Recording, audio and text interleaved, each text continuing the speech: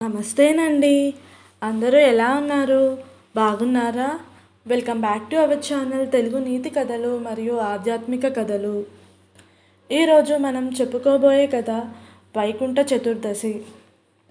పరమ పవిత్రమైన కార్తీక మాసంలో ప్రతిరోజు ఓ ప్రత్యేక విశిష్టత కలిగి ఉంటుంది.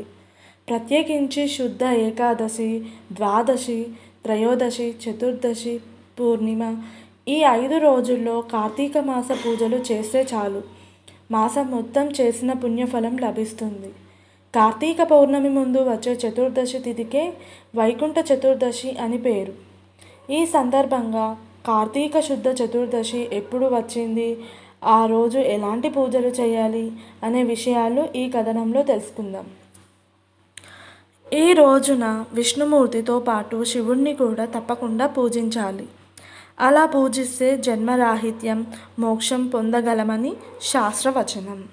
ఈ రోజున సాక్షాత్తు విష్ణుమూర్తే స్వయంగా వైకుంఠం నుంచి దిగివచ్చి కైలాసంగా ప్రసిద్ధి చెందిన కాశీక్షేత్రంలోని విశ్వనాథ లింగానికి అభిషేకార్చనాదులను నిర్వహించి వెళతారు.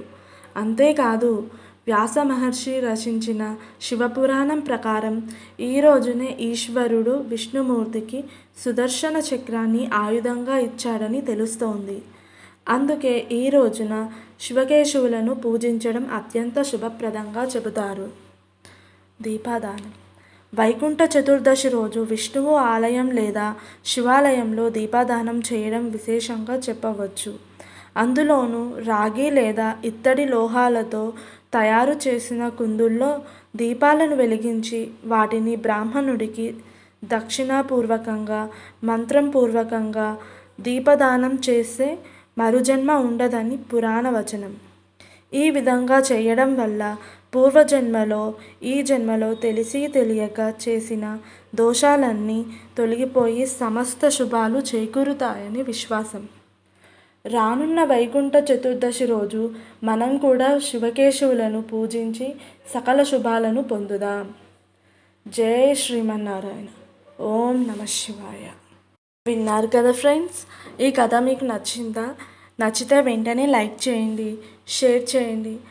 అలాగే ఇలాంటి మరెన్నో వీడియోస్ కోసం మన ఛానల్ని సబ్స్క్రైబ్ చేసుకోండి. Thank you friends.